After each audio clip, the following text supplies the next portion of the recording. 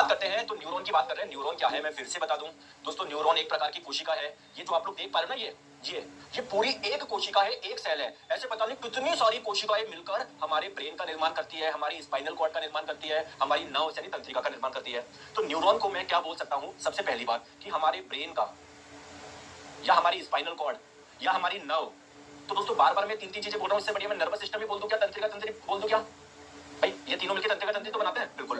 तो दोस्तों हमारा जो तंत्रिका तंत्र है वो किससे बना होता है, मस्तिष्क, स्पाइनल कॉर्ड और नर्व्स। और ये किन कोशिकाओं से मिलकर बनी हुई है, न्यूरॉन से। यानी न्यूरॉन को मैं बोल सकता हूं क्या, सबसे पहली चीज कि ये एक संरचनात्मक इकाई है, ये एक स्ट्रक्चरल यूनिट है। स्ट्रक्चरल यूनिट का मतलब क्या है, इनसे मिलकर ही आपका क्या बना हुआ है, नर्वस सिस्टम यानी तंत्रिका तंत्र बना हुआ है। तो ये तंत्रिका तंत्र की संरचनात्मक इकाई है। दूसरी बात दोस्तों, आपको पता है तंत्रिका तंत्र का क्या काम है, बॉडी के अलग अलग अंगों के बीच में कोऑर्डिनेशन करना। तो वो कब हो पाएगा, जब बॉडी के अलग अलग पार्ट से अलग अलग जगह मैसेज आएंगे। तो ये मैसेज जो होता है ना, वो न्यूरॉन के माध्यम से जाता है, एक न्यूरॉन से अगले में जाएगा, अगले से उसमें जाएगा। तो बेसिकली मैं बोल सकता हूँ क्या कि जो हम बोल रहे हैं नर्वस सिस्टम का कुछ ना कुछ फंक्शन होता है, कुछ ना कुछ कार्य होता है। तो बेसिकली जो कार्य होता है ना, ये किसके द्वारा होता है, न्यूरॉन के द्वारा होता है। तो न्यूरॉन को क्या मैं एक फंक्शनल यूनिट भी बोल सकता हूँ क्या, एक क्रियात्मक इकाई भी बोल सकता हूँ क्या। तो ये तो क्या हो गई, परिभाषा हो गई। बहुत बढ़िया दोस्तों, हमारी बॉडी में अलग अलग प्रकार की कोशिका पाई जाती है। कोई कोशिका छोटी है, कोई छोटी बड़ी है, कोई ये है। तो अगर पूछा जाए हमारी बॉडी में जितनी भी कोशिका है उसमें से सबसे लंबी कोशिका कौन सी है दोस्तों, सबसे लंबी, लॉन्गेस्ट, सबसे लंबी जो कोशिका है ना वो ये ही है, सबसे लंबी कोशिका ये ही है। ठीक है गुरुजी, न्यूरॉन का कोई दूसरा नाम भी है क्या। चलो दोस्तों, न्यूरॉन को हम लोग नर्व सेल के नाम से भी जानते हैं, ध्यान रख लीजिएगा, है ना।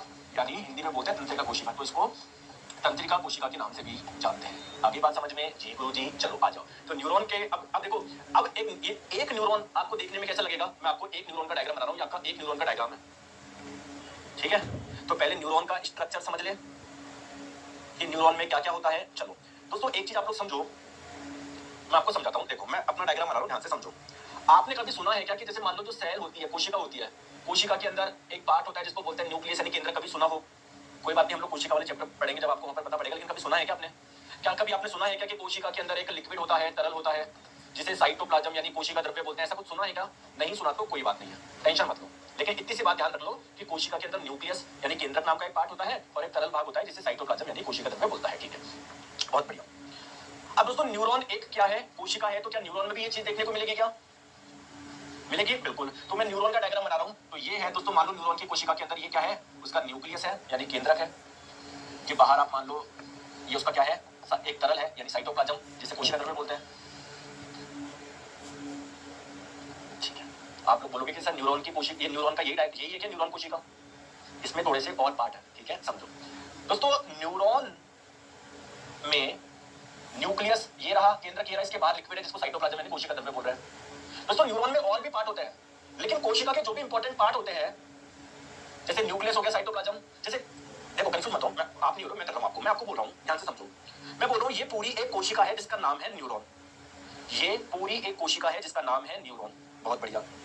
मैंने आपको बोला कि कोई भी कोशिका हो उसके अंदर न्यूक्लियस यानी केंद्रक पाया जाता है, उसके अंदर साइटोप्लाज्म यानी कोशिका द्रव्य पाया जाता है। ठीक है, तो मैं आपको बोल रहा हूँ कि न्यूरॉन ये इतनी लंबी कोशिका है, लेकिन इसका जो न्यूक्लियस है, केंद्रक है, वो इस जगह पाया जा रहा है, और यहाँ पर एक लिक्विड पाया जाता है जिसको बोल रहे हैं साइटोप्लाज्म यानी कोशिका द्रव्य। तो ये जो इंपॉर्टेंट पार्ट है कोशिका का, वो सारा आपका केवल इसी जगह पाया जा रहा है। तो इस वाले पार्ट को हम लोग किस नाम से जानते हैं, इस वाले पार्ट को हम लोग सेल बॉडी यानी कोशिका काय के नाम से जानते हैं। ठीक है, इस वाले पार्ट को हम लोग सेल बॉडी यानी कोशिका काय के नाम से जानते हैं। अगर आप लोगों से एग्जाम में पूछा जाए कि इस कोशिका काय को कुछ और भी बोलते हैं क्या, दोस्तों इसको सोमा के नाम से भी जानते हैं। ठीक है, चलिए अब क्या होता है, इस कोशिका काय से कुछ ऐसे शाखाएं कुछ निकलती है, ब्रांच जैसा कुछ निकलता है, तो अगर एग्जाम में पूछा जाए कि न्यूरॉन के कोशिका काय से कुछ ऐसे शाखा जैसा कुछ निकलता है, ब्रांच जैसा कुछ निकलता है, उसे क्या बोलते हैं, तो आप लोग बोलोगे कि सर उन्हें हम लोग बोलते हैं डेंड्राइट। और हिंदी में क्या बोलते हैं, ध्रुमिका। क्या बोलते हैं, ध्रुमिका। बहुत बढ़िया। तो यार बॉडी के एक पार्ट से अलग अलग पार्ट में मैसेज आता है, ये मैसेज किससे जाते हैं, बेसिकली न्यूरॉन से जाते हैं। तो न्यूरॉन क्या करता है, एक न्यूरॉन से मैसेज दूसरे न्यूरॉन में जाएगा, दूसरे से तीसरे में जाएगा। तो अगर मान लीजिए इस न्यूरॉन में मैसेज आ रहे हैं पिछले वाले न्यूरॉन से, या मानो कि कोई और न्यूरॉन है जो इसमें मैसेज भेज रहा है, तो न्यूरॉन का कौन सा पार्ट मैसेज रिसीव करता है, संकेत ग्रहण करता है, ये डेंड्राइट ही करता है। तो अगर पूछा जाए डेंड्राइट का काम क्या है, तो ये क्या करता है, इसके पास में जो मैसेज आता है उसको रिसीव करने का काम किसका होता है, डेंड्राइट का ही होता है। तो लिख लो, डेंड्राइट क्या करता है, मैसेज को रिसीव करता है, या इसके पास जो संकेत आता है, या इसके पास में जो जानकारी आती है, या इसके पास में जो इंफॉर्मेशन आती है, या मैं बोलूं इसके पास में जो मैसेज आता है उसको क्या करता है, रिसीव करता है। आगे बात समझ में, ठीक है, आ जाओ। अब दोस्तों मान लीजिए मैसेज आया, तो मैसेज ये न्यूरॉन रख के क्या करेगा, इसको आगे भी तो भेजना है ना। अरे एक चीज मुझे बताओ, जैसे है ना सब्जी मंडी में कोई सब्जी वाला है जो सब्जी खरीद कर लाया बेचने के लिए, तो वो खुद के पास में सब्जी रखे क्या रखे करेगा? उसको तो सब्जी बेचनी है ना। अगर वो खुद के पास में रखेगा तो फिर खराब भी हो जाएगी सब्जियां, और फिर वो कमाई कैसे करेगा? नहीं कर पाएगा ना। तो मैसेज जो है एक न्यूरॉन से अगले न्यूरॉन में जाएगा। तो क्या होगा कि यहाँ पर मैसेज आया डेंड्राइट में, डेंड्राइट से कहां पर आ गया? इसमें आ गया सेल बॉडी यानी कोशिका काय में, और फिर दोस्तों यहां से जो मैसेज होता है वो आगे जाता है दोस्तों इस पार्ट के थ्रू। इस पार्ट का नाम क्या है? एक्सॉन है, यानी तंत्रिकाक्ष। बहुत बढ़िया, एक्सॉन यानी तंत्रिकाक्ष। आगे बात समझ में? Very good. और दोस्तों इसको मैं क्या बोल दूं दोस्तों? ये जो न्यूरॉन है, ये पूरी की पूरी न्यूरॉन है, ये इसके एंड है, तो इसको मैं क्या बोल सकता हूं? नर्व एंडिंग बोल दूं। Nerve ending. नर्व एंडिंग का मतलब क्या है? न्यूरॉन के सिरे बोल दो आप लोग, न्यूरॉन के सिरे बोल दो, या तंत्रिका कोशिका के सिरे बोल दो। आई बात समझ में? ध्यान से आप लोग समझो। बहुत बढ़िया। चलो, नितेश कुमार जी बोल रहे हैं सर ऑब्जेक्टिव क्वेश्चन को भी नोट डाउन करें क्या? हाँ कर लो। ज्यादा हीरो बन रहे हो क्या? रोज बोलता हूँ कि कर लो, ये भी करो क्या, वो भी करो क्या, पढ़ाई वढ़ाई कुछ होती नहीं, 20 मिनट से कमेंट कर लो। क्या करोगे तुम? करो या मत करो, सिलेक्शन नहीं होगा तुम्हारा, क्योंकि जो मैं पढ़ा रहा हूँ उस पर तो ध्यान दे नहीं रहे। डायग्राम बनाना है क्या, नहीं बनाना है क्या, सब करना है जो मैं यहाँ पर करा रहा हूँ। तो पता नहीं कहाँ से आ जाते हैं बच्चे तुमको, ये कुछ क्वेश्चन होते हैं कि ये बनाऊँ या नहीं बनाऊँ। पढ़ने वाले आज तक किसी बच्चे ने नहीं पूछा मुझसे कि सर मैं कैसे बनाऊँ, क्या बनाऊँ क्या बनाऊँ। वो चुपचाप जो मैं पढ़ा रहा हूँ उसको समझते हैं, और जो चीजें समझी वो लिखते हैं। आ जाओ। चलो क्या बोल रहा था, पूरा फ्लो तोड़ देता हूँ। हाँ, अब दोस्तों जो मैसेज होते हैं किसी भी न्यूरॉन के पास में, वो न्यूरॉन का कौन सा पार्ट मैसेज रिसीव करता है? डेंड्राइट यानी धुमिका करता है। यहाँ से मैसेज आता है इसमें सेल बॉडी यानी कोशिका काय में, यहाँ से मैसेज आएगा आगे किसके माध्यम से? इसे बोलते हैं एक्सॉन यानी तंत्रिकाक्ष। और दोस्तों ये क्या हो गया? पूरे न्यूरॉन के एंड हो गए, तो इसको नर्व एंडिंग या न्यूरॉन के सिरे या तंत्रिका कोशिका के सिरे बोलते हैं। बहुत बढ़िया। अब दोस्तों आप लोग मुझे एक चीज बताओ, जैसे हम सब्जी खरीदने गए, 1 किलो मान लो एप्पल खरीदने गए, अब वो एप्पल को हाथ में तो ला नहीं सकते, अगर हाथ में लेकर आएंगे तो आते समय चांसेस है ना गिर जाए, तो हम लोग किस में लेकर आएंगे? थैली में लेकर आएंगे। तो सिमिलरली दोस्तों जो मैसेज जा रहा है वो यहाँ से मैसेज बाहर नहीं निकल जाए, लीक नहीं हो जाए, तो दोस्तों इसके ऊपर क्या होता है? कुछ प्रोटेक्शन होती है, ऐसे कुछ पार्ट लगे होते हैं दोस्तों। जैसे आप लोगों को पता है तलवार को कहां पर रखते हैं? मयान में रखते हैं ना। अच्छा, आपने पनीर टिक्का खाया कभी, या पनीर टिक्के को सेकते हुए देखा है? तो कैसे सेकते हैं? लोहे की एक वो होती है रॉड सी, उसके अंदर पनीर के टुकड़े डालते हैं, ठीक है। तो ये जो आपका एक्सॉन है इसको तो लोहे की रॉड मान लो, और दोस्तों इसमें ये मान लो पनीर के टुकड़े क्या है? लगाए हुए हैं। दोस्तों ये जो इस पनीर के टुकड़े जैसे है ना, इसको बोलते हैं मेलिन शीट। मेलिन शीट, मेलिन शीट इसका नाम है, ठीक है। आ जाओ, सॉरी शीट की स्पेलिंग लग गई, SHEITH, ठीक है।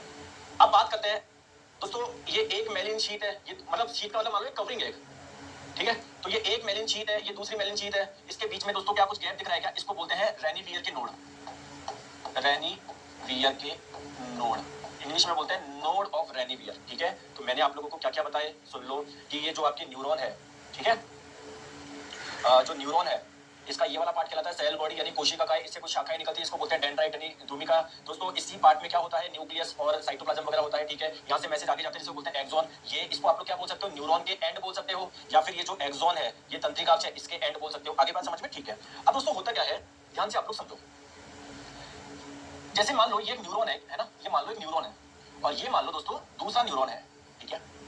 अब क्वेश्चन ये है कि मैसेज इससे इसमें कैसे जाएगा?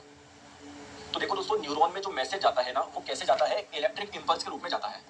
अब ये क्या होता है अभी समझाता हूँ। इलेक्ट्रिकल इंपल्स हिंदी में बोलते हैं विद्युत आवेग के रूप में, विद्युत आवेग के रूप में। जैसे दोस्तों आपको पता है ना, किसी वायर में जब करंट फ्लो होती है, करंट जाती है, तो वैसे दोस्तों इसी रूप में आप लोगों का मैसेज जाता है। तो इसको बोलते हैं, अगर पूछा जाए कि न्यूरॉन में मैसेज कैसे ट्रेवल कर रहा है, इलेक्ट्रिकल इंपल्स के रूप में, विद्युत आवेग के रूप में, विद्युत आवेग के रूप में। अब दोस्तों ध्यान रखिए, जो पहला न्यूरॉन है और ये दूसरा न्यूरॉन है, यहाँ से मैसेज यहाँ पर जा रहा है, लेकिन दोस्तों डायरेक्टली कॉन्टेक्ट में नहीं है ये। जैसे मान लो एक वायर ये रहा और दूसरा वायर ये रहा, दोस्तों इसमें करंट फ्लो हो रही है, लेकिन क्या करंट इसमें जा पाएगी? क्या नहीं जा पाएगी? क्यों? क्योंकि दोनों के बीच में क्या है? गैप है। तो दोस्तों दो न्यूरॉन भी डायरेक्टली कनेक्टेड नहीं होते, इनके बीच में क्या होता है? गैप होता है। तो अगर पूछा जाए एग्जाम में कि न्यूरॉन के बीच में जो गैप होता है उसे आप लोग क्या बोलते हैं? तो उसे आप लोग बोलते हैं साइनेप्स, या कई जन इसको सिनेप्स भी बोलते हैं, है ना। तो प्रोनाउंसिएशन की दिक्कत नहीं है, बस दिक्कत है समझो क्या है। बहुत बढ़िया। तो क्वेश्चन ये है कि यार यहाँ पर ये जो इलेक्ट्रिक मैसेज जा रहा है वो इधर तो जा ही नहीं पाएगा। होता क्या है दोस्तों, ध्यान से समझो। जो इलेक्ट्रिक मैसेज आता है, जैसे वो न्यूरॉन के एंड पे पहुंचता है, वो किस में कन्वर्ट हो जाता है? कुछ एक केमिकल में, एक रसायन में कन्वर्ट हो जाता है।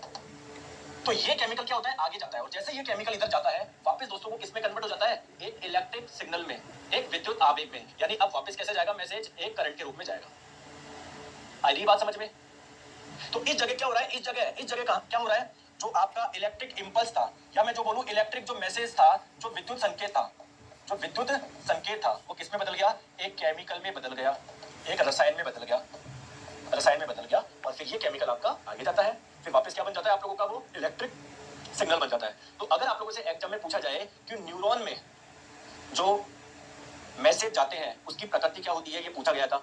Option number A chemical, option number B electrical, option number C electrochemical, option number D none of these.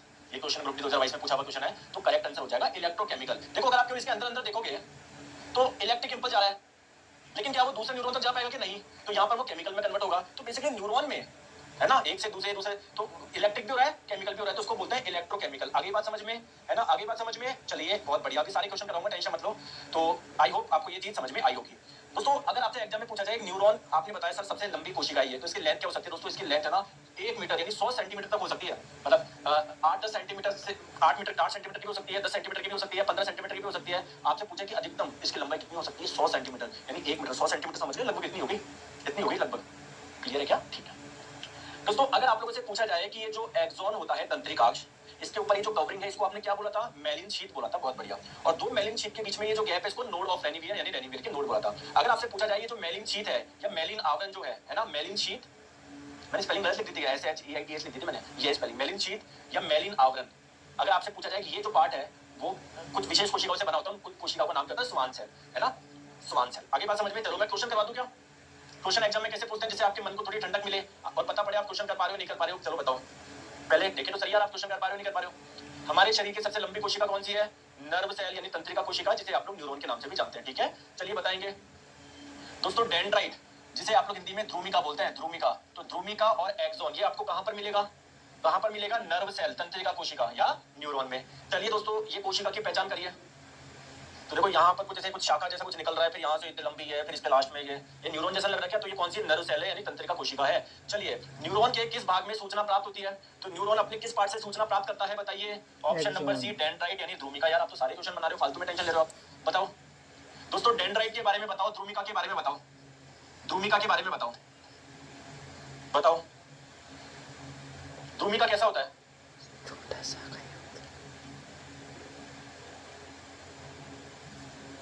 तो ये छोटा है भाई, न्यूरॉन से बहुत छोटा है, लेकिन इसमें शाखा होती है। करेक्ट आंसर आप लोगों का ऑप्शन नंबर सी हो जाएगा। क्लियर है, ठीक है, चलो आ जाओ, है ना।